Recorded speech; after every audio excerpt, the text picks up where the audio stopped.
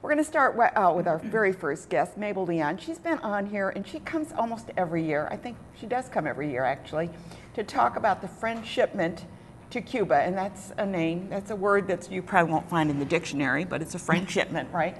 And we're going to find out what they bring to Cuba and why they go there. And you work with Pastors for Peace, correct?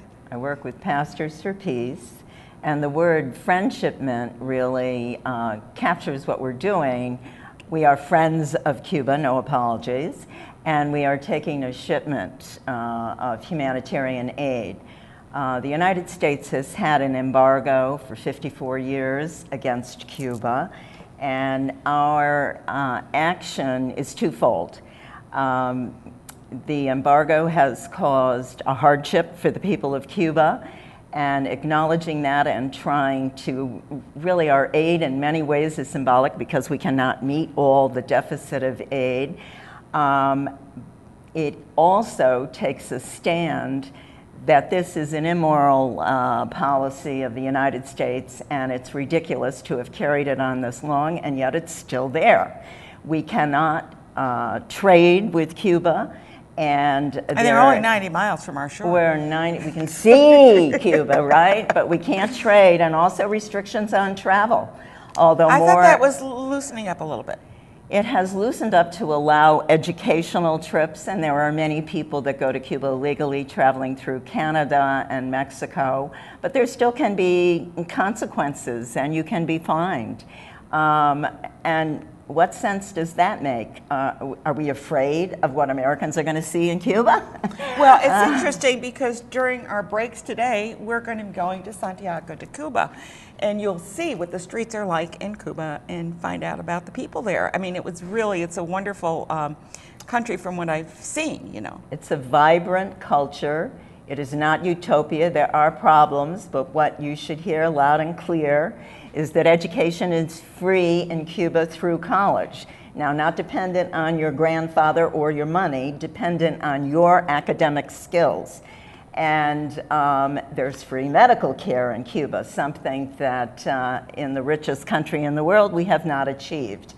So those are, and their health indicators. They have a lower infant mortality rate than the United States, particularly lower than Washington, D.C., which is that's a statistic that should make us straighten up and listen. Now, what is the population of Cuba, or do you know offhand? 11 million. 11 million. It's an island. It's a small population.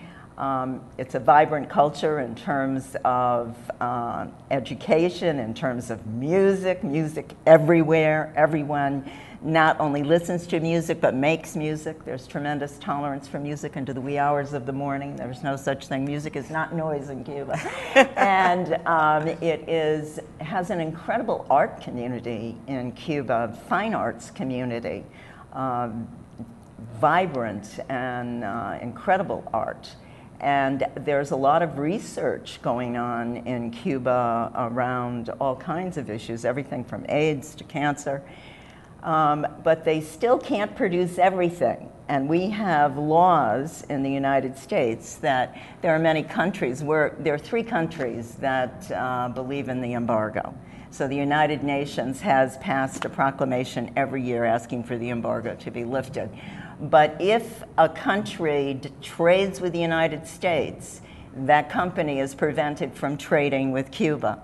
So it becomes very convoluted and very punitive. To what effect? I mean, the other thing I'd say about Cubans is that Cubans are well educated. There was 40% illiteracy in the countryside before the revolution. There is no illiteracy any longer. They have the same literacy rate that we do. Cubans are very educated, they are very competent, and they're very competent to be in charge of their own country. So we do not need to be in charge of Cuba.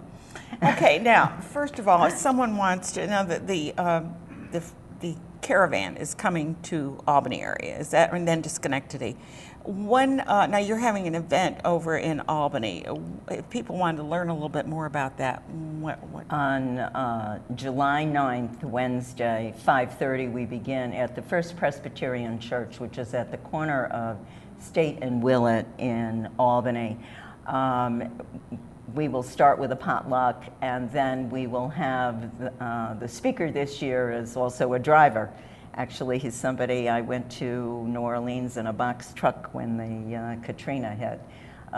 Quite a remarkable character. And you'll get he to meet has him. gone to Cuba many times, and so he will be speaking, and there will be a number of materials available, and then the next day we will be loading the truck. And we're showing some of those photos right now. Okay, this is a bus that was donated to Cuba from Brunswick, Maine, and they decorated one side of it with pictures of Cuba and the other side that represented Brunswick, Maine. And I actually rode across Mexico in that little blue vehicle and saw it delivered to Sancti Spiritus in the countryside. Wait a minute, how do those get to Cuba if Cuba is an island? Well, we first of all have an orientation session in Texas because you need to create a group feeling for one another as you go through customs, because we sometimes run into hostility from customs officials, particularly in the United States. So we go across the border into Mexico. The picture you're seeing right there is the whole line of vehicles that go. And as you can see, they're decorated. These are old buses that have been bought up, diesel buses filled with aid. And here, what we do is we drive across Mexico after spending about 24 plus hours going through customs. And we go to Tampico, to the port in Mexico, and students load the aid we've collected onto the packing boxes. The slide you're seeing right now is one of the vehicles that came to this area, and we're loading it with humanitarian aid. This year we have about 40 boxes of medical supplies and a lot of medical equipment, plus computers, computer accessories, some plumbing equipment. I know you're doing construction this year. You're also having a film coming up that you want to mention. Yeah, there's a film on the 25th of... which is tomorrow. Tomorrow, yes, and some of the televised programs that may be after this is happening. It's called The Power of Community. And it is actually after the Soviet Union dissolved and trade agreements around oil fell apart. There was no oil for Cuba.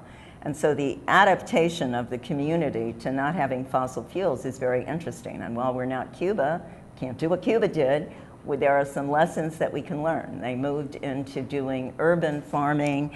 With no longer fertilizers, they did composting, organic farming. They did a whole re-education teaching Cubans how to eat vegetables, and also tremendous effort toward bicycles, but it was an effort that involved the whole community. So it's quite, this film has won a lot of prizes. It's not just, it will show you the life and the spirit of Cuba. And where is that going to be shown? That's going to be shown at the Albany Public Library at 6:30. Pretty easy. And you brought a book with you. What's a book? I brought a book. The first time I went to Cuba, I met this very engaging young man. I went with Venceremos Brigade, and I met this very engaging young man who decided I was his American mother. He was an English teacher who was very excited. He became a translator, and this is a book he has written about his progress. He was a country boy born in 1960, so that he took advantage of the education in Cuba, moved from extreme poverty, raised in a very primitive house with a dirt floor. And he has achieved translation, and this is a book I got from Amazon, so it is being sold. It's available on Amazon. It's available in the United States, and he intersperses it with what is happening economically and socially in Cuba. And he talks, he's very Cuban, very, very emotional about his life and his family.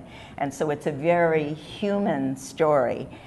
He's been very successful as a translator, and he has come with the Baptist Church many times to translate in the United States. Sometimes the United States won't give him a visa. Unfortunately, that's what you run into. But if you want to learn more about Cuba, you can certainly check out the Presbyterian Church over in Albany and go to their event there. And also find out more about the Caravan and a little bit more. And you'll be seeing some clips of Cuba during the breaks today. So it gives you a feel for it. Today's kind of learning a little bit about other areas. Yes. Thanks so much, Mabel, Thank for you. being here Thank you today. very much. We're going to take a quick break and take a look at Cuba. And when we come back, we're going to find out about lunches. Stay tuned.